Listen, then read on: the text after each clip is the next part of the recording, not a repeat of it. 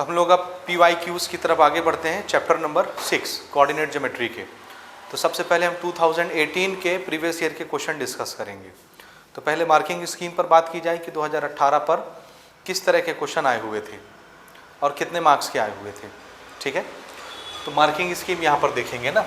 जैसे यहाँ पर कुछ मैंने क्वेश्चंस लिखे हैं, 3 क्वेश्चन आपके ऑब्जेक्टिव में आए हुए थे, MCQs मल्टीपल चॉइस क्वेश्चन, और 3 क्वेश्चन आपके फिल इन द ब्लैंक्स में आए हुए थे, यानी एक एक क्वेश्चन एक एक सेट में। तो हम एक सेट की बात करेंगे। तो एक क्वेश्चन किस में था, किस पैटर्न पर, ऑब्जेक्टिव, और एक क्वेश्चन किस पैटर्न पर था, फिल इन द ब्लैंक्स। ये दोनों 1-1 मार्क के होते हैं, आपको मालूम है, समझ आया। तो 1-1 मार्क के कितने क्वेश्चन हो गए बताइए, 2 क्वेश्चन, समझ आया। तो मार्किंग स्कीम इस तरह से बनेगी, 2 मार्क्स कितने क्वेश्चन आए, या पहले 1 मार्क्स, 1 है ना, ये 1 मार्क के कितने क्वेश्चन, 2 क्वेश्चन, तो टोटल कितने मार्क्स हो गए, 1 मार्क के 2 questions.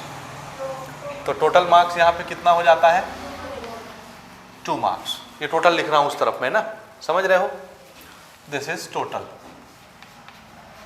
Okay, 1 mark 2 questions. Okay, तो एक सेट में 2 नंबर का तो ये हो गया। अब 2 नंबर का एक क्वेश्चन आया था, 2 से क्वेश्चन नंबर 2 से लेके 6 तक ये 2 मार्क्स के क्वेश्चन होते हैं। तो इसमें एक क्वेश्चन आपको इस चैप्टर का मिलेगा, कितने मार्क्स के, 2 मार्क्स के एक क्वेश्चन, 1 क्वेश्चन। तो ये टोटल कितना मार्क्स देगा, 2 मार्क्स। आ रहा है समझ में। इसके अलावा एक क्वेश्चन आया था 4 मार्क का, ये तीनों सेट में रहेगा। ये जो 2 मार्क के क्वेश्चन है ये अलग अलग सेट में है, सेट ए में अलग, बी में अलग, सी में अलग, लेकिन ये जो 4 मार्क का क्वेश्चन है ये कॉमन था हर सेट में। तो 4 मार्क का 1 क्वेश्चन, ये कितना हो गया, ये 4 मार्क। अब आप बताइए टोटल कितने क्वेश्चन हुए, 2 1 1, 4 क्वेश्चन, टोटल मार्क कितने हुए, 8 मार्क्स। तो 4 क्वेश्चन आया था 8 नंबरों के लिए 2018 में, 8 नंबर का आता है यहाँ से, और छोटे छोटे आते हैं बहुत आसान से, समझ गए। तो देखिए ये छोटे छोटे क्वेश्चन दिखते जरूर है, लेकिन 2-3 दे देता है, तो इसके कारण से इसका वेटेज क्या हो जाता है, बढ़ जाता है। आगे बात समझ, क्योंकि ये जो कोऑर्डिनेट ज्योमेट्री का चैप्टर है ये बेसिकली 2 चैप्टर कंबाइन करके बनाया जाता है क्वेश्चन, एक आपका 6 चैप्टर और एक 7 नंबर का चैप्टर जिसको ग्राफ बोलते हैं। तो इन दोनों को मिला करके इकट्ठे क्वेश्चन आते हैं यहाँ पर से, समझ आया। तो कभी यहाँ से ज़्यादा दे देता है, कभी ग्राफ से दे देता है, ठीक है। तो ये 7-8 का वेटेज बैलेंस रखता है अपने अंदर। चलिए पहले टॉपिक की तरफ बढ़ते हैं। ये जो पहला क्वेश्चन है देखिए, objective question, MCQs multiple choice question. इसमें पूछा गया था in which quadrant will the point lie, ये -3, -5 कोई पॉइंट होगा, किस क्वाड्रेंट में आएगा। और ये दोनों सेट में आया था, A और B में। रादर ये नंबर चेंज होंगे, लेकिन मुझे जो पेपर मिला हुआ है उसमें ये दोनों सेट में ये नंबर कैसा है, सेम। तो मैं ये सेम ले रहा हूँ, हो सकता है प्रिंटिंग मिस्टेक वो अलग अलग आया हो, ये तो आप बना लेंगे। ओके, तो मैं ये मान के चल रहा हूँ कि दोनों सेट में यही क्वेश्चन था। अब यहाँ पर देखिए, ये पहला वाला क्या होता है, x, दूसरा वाला क्या होता है, y, दोनों निगेटिव हैं। x निगेटिव, y निगेटिव, किस क्वाड्रेंट में होता है, ये आप लोग ऐसे बनाते हो ना। यहाँ पर ये वाला x कैसा होता है, पॉजिटिव, ये वाला x निगेटिव, ये वाला y पॉजिटिव और ये वाला y निगेटिव। अब x और y दोनों निगेटिव यही ना होंगे, ये तीसरा क्वाड्रेंट है ये, क्योंकि ये फर्स्ट क्वाड्रेंट होता है हमारा, ये वाला सेकंड, और ये क्वाड्रेंट थर्ड, और ये क्वाड्रेंट फोर्थ। तो ये तीसरे क्वाड्रेंट की बात है जिसमें x और y दोनों नेगेटिव होते हैं। तो कौन से क्वाड्रेंट में आ रहा है ये पॉइंट, थर्ड। तो ये ऑप्शन नंबर बी हमारा करेक्ट होगा, थर्ड, ठीक है। अगला क्वेश्चन आया था सी सेट में, in which quadrant will the point 2, -4 lie on the Cartesian plane, x positive, y negative, x positive, y negative, ये चौथा क्वाड्रेंट है। तो ये 4th क्वाड्रेंट में आएगा, ऑप्शन नंबर डी हमारा करेक्ट ऑप्शन होगा, हो गया। अब फिल इन द ब्लैंक्स के क्वेश्चन आए थे, ये काहे के क्वेश्चन है,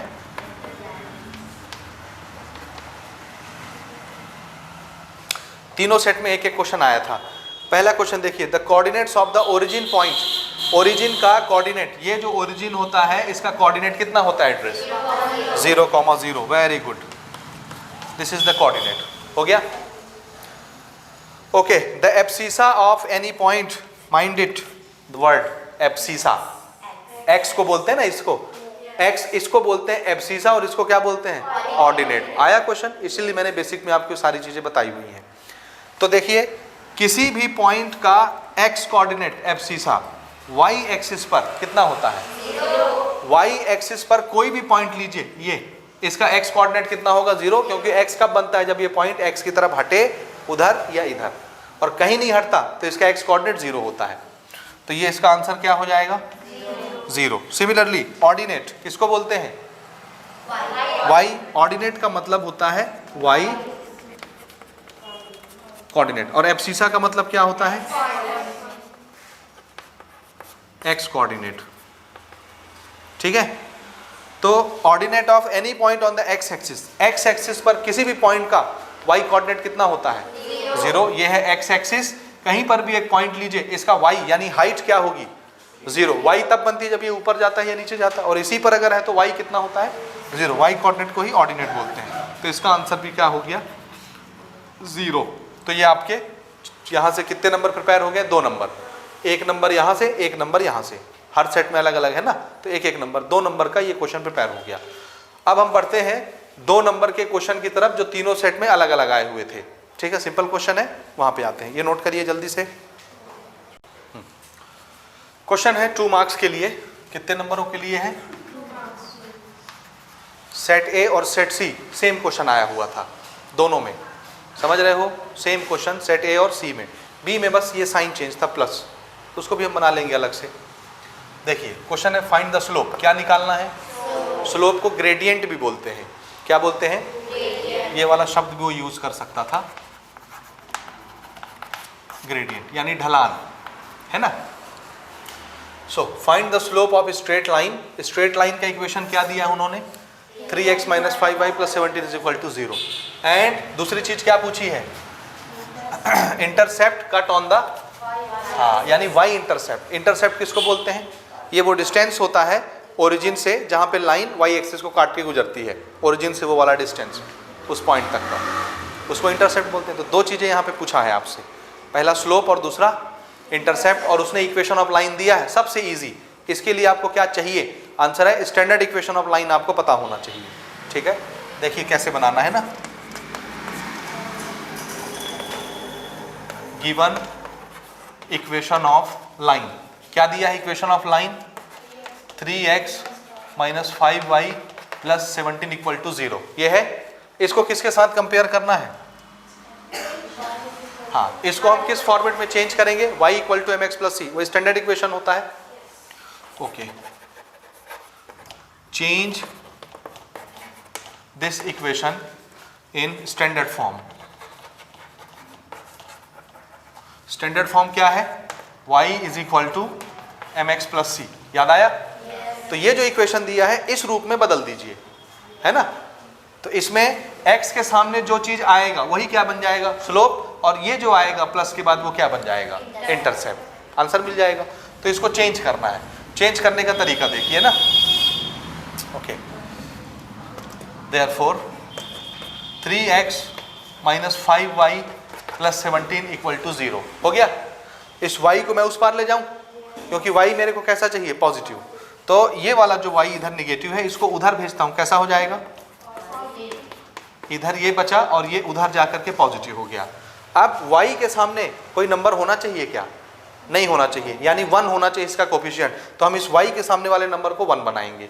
तो 1 बनाने का तरीका क्या है? 5 से डिवाइड। तो सबको 5 से डिवाइड करो।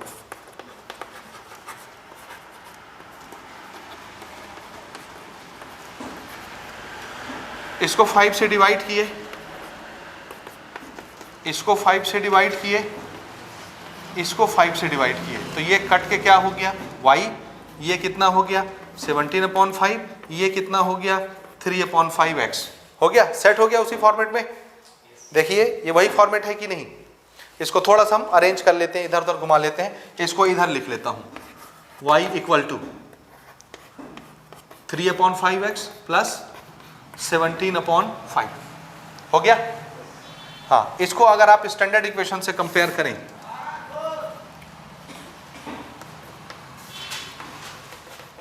On compare with y = mx + c, बताइए नंबर 1 स्लोप यानी m, कंपेयर करो, x के सामने जो होगा वो m बन जाएगा। अगर y आप कोफिशिएंट अगर आपने 1 बना लिया तो तो m की जगह क्या आया, तो आपको स्लोप मिल गया 3/5। नंबर 2, y इंटरसेप्ट c 17/5, बिल्कुल करेक्ट हो गया, समझे आप। तो ये a और c दोनों में आया था, तो अलग से हमको अब c के लिए नहीं बनाना, इसी में कवर हो गया ये। अच्छा, b वाला जो है ये आपने बनाया, जल्दी से इसको नोट करेंगे। मैं अब b वाले पे आ रहा हूं ना। b वाले में उन्होंने क्या किया है, ये बीच का साइन जो है वो प्लस कर दिया है। तो अब मैं सेट b के लिए इसको बना लेता हूं। क्या कर दूं इसको, प्लस, बाकी क्वेश्चन सेम है तो फॉर्मेट वही रहेगा। ये हमारा क्या हो जाएगा, प्लस, बाकी सब कुछ सेम। इसको कंपेयर करना है, यहाँ प्लस है। आप कैसे करेंगे, अब हम इन दोनों को उस तरफ भेजेंगे, समझ रहे हो। 5y बचा लिए, ये 3x उधर जाएगा निगेटिव, 17 उधर जाएगा निगेटिव, समझ रहे हो, क्योंकि हमको y पॉजिटिव चाहिए बस। अब ये ऐसा हो गया, हर एक को क्या करना है 5 से डिवाइड, तो ये क्या बन जाएगा,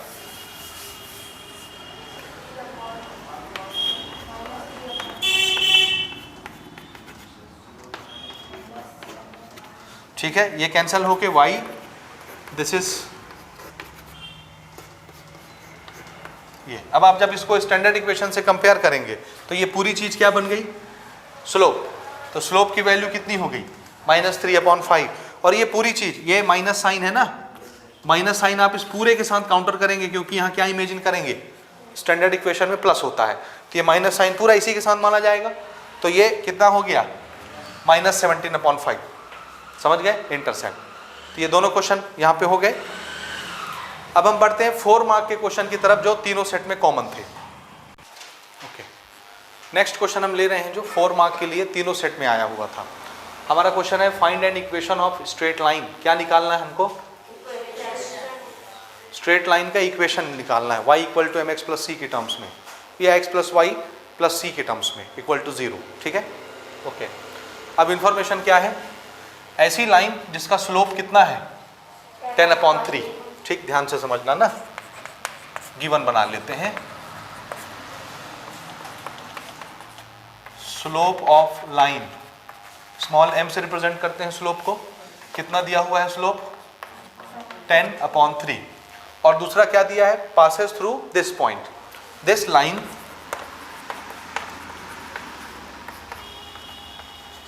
पासेस थ्रू, कौन से पॉइंट से गुजर रहा है, इसका हम कुछ नाम रख लेते हैं, ये है ना।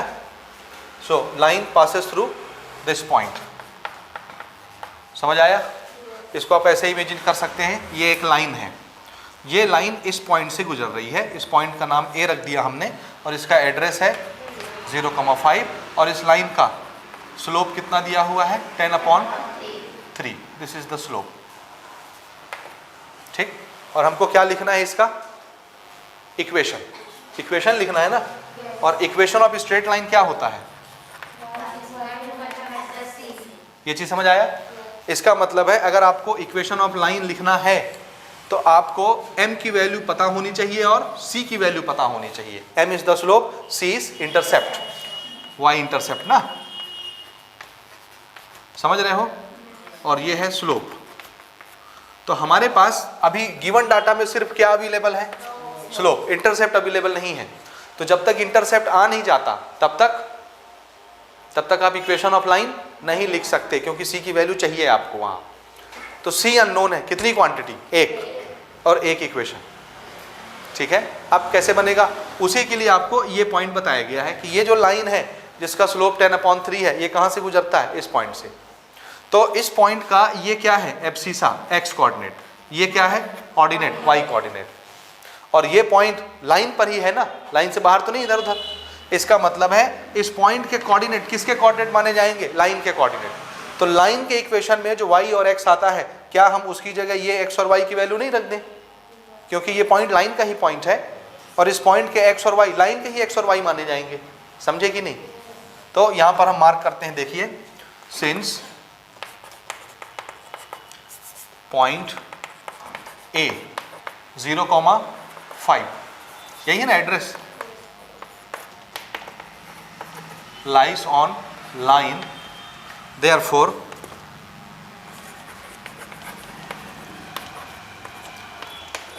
Coordinates of this point is coordinates of line. नहीं समझे? या satisfied the equation of line. Coordinates of this point satisfied equation of line. समझ आया? ये सेंटेंस का मीनिंग समझ आ रहा है? क्या लिखा मैंने? Point A lies on the line. क्या मतलब? ये जो पॉइंट ए है ये किस पर फंस रहा है? लाइन पर। इसलिए इस पॉइंट के कोऑर्डिनेट लाइन के इक्वेशन को क्या कर देंगे? सेटिस्फाइड। क्योंकि ये पॉइंट लाइन का ही पॉइंट है, इसलिए इस पॉइंट के एक्स और वाई लाइन का ही एक्स और वाई माना जाएगा, तो उसको सेटिस्फाइड करेगा। देयरफॉर देखिए इक्वेशन ऑफ लाइन क्या होता है? y equal to M X plus C होता है। पुट करिए वैल्यू, m की वैल्यू आपके पास है, x और y की वैल्यू आपके पास है। समझे? हाँ, तो यहां पर हम लिख देते हैं put x is equal to, कितना लेना है? x is equal to 0, y is equal to 5 और m is equal to, slope कितना था? 10/3 on equation of line. Equation of line में पुट कर दीजिए, इन लिख लीजिए, in equation of line put करिए। भला कितना मिलता है? y कितना रखना है? 5 इज इक्वल टू m है 10/3, x की वैल्यू कितनी रखनी है? 0 प्लस c। ठीक है? समझे? एनीथिंग मल्टीप्लाइड बाय 0 इज 0, तो c की वैल्यू कितनी मिल गई? 5। इंटरसेप्ट मिल गया। This is y intercept.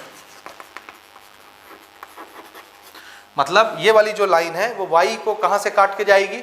5 unit दूर काट के जाएगी, वो इंटरसेप्ट कहलाएगा। समझ में आया आपको? अब आपके पास c की वैल्यू है, क्या आप इक्वेशन ऑफ लाइन नहीं लिख सकते? Therefore equation of line y is equal to M X plus C. Put करिए वैल्यू। अब आपको x और y नहीं पुट करना ना, इक्वेशन ऑफ लाइन दिखाने के लिए x और y होना जरूरी है, उसकी जगह नंबर नहीं रखना। यानी c और m की वैल्यू आपको पुट करनी है। पुट करिए। स्लोप कितना रखेंगे? 10/3 x और c की वैल्यू कितनी आई है? 5। ये दिस इज y हो गया। This is equation of line. नहीं समझे? यहां तक लिख के आप आंसर छोड़ सकते हैं, लेकिन अगर आपको बुक से मैच कराना है तो 1-2 स्टेप आगे ले जाएंगे हम। तो इसको एलसीएम लेके सॉल्व करेंगे। 3 और इसके नीचे कुछ नहीं है तो 1, 3 और 1 का एलसीएम 3, 3 से 3 डिवाइड हुआ, 1 मल्टीप्लाइड बाय 10, 10x, 1 से 3 डिवाइड हुआ 3, 3 मल्टीप्लाइड बाय 5, 15, और इधर क्या चल रहा था? y। अगले स्टेप में ये 3 यहाँ मल्टीप्लाई कराओ, ये कितना हो गया? 3y is equal to 10x plus 15, और अगर बुक के आंसर से मैच कराना है तो ये 3y उसी तरफ ले जाते हैं। तो ये पहले क्या लिख दूं मैं? x, और ये उधर जाके माइनस, और ये प्लस 15, इधर क्या बचा? 0। ये है इक्वेशन ऑफ लाइन। समझ गए आप कि नहीं समझे? This is answer. नोट कर लीजिए। तो ये मेरे ख्याल से 2018 के क्वेश्चन यहाँ पे खत्म हो गए, है ना? अब हम बढ़ते हैं 2019 के क्वेश्चंस की तरफ। नोट करिए इसको।